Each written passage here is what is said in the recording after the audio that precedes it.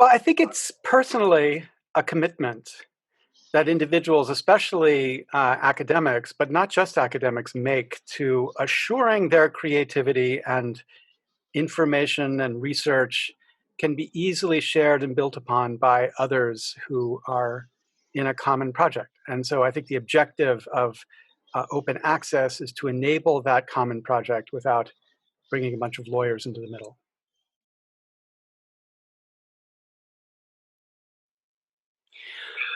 Well, I think that, the problem is that there's a very concentrated and powerful set of publishing interests who've built a business on the idea of scarcity in access to information.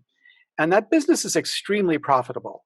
And those profitable businesses will do everything they can to stop anything that might threaten them. Now, I understand that. I mean, it makes sense. You're saving yourself from imminent threat. But I think that the people who are involved in the scientific project, the project of the Enlightenment, need to step back and say, actually, what way of producing and publishing our work advances the project of the Enlightenment? And does restricting access, especially access by people in developing nations around the world, actually cohere with the values that we espouse when we say we want to be scientists or researchers?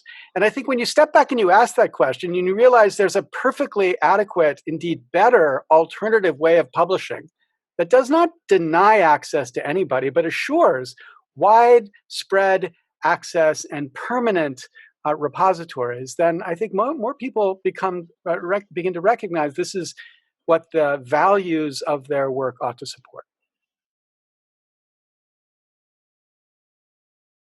Well, I think the most important thing that can happen is that especially young people begin to rally together to say to their professors, what the hell are you doing? Like, why would you support a system that assures the developing world does not have access to information?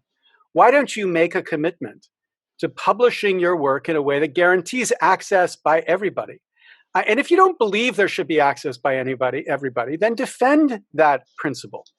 But we shouldn't allow the laziness of the ways things have been to block this fundamental opportunity we have right now to build an infrastructure of open access that guarantees that information and science and knowledge can be spread broadly and cheaply. So young people need to rally to get the producers of this information to demand that the information and creativity and knowledge which they produce be accessible widely and broadly at the cheapest possible cost.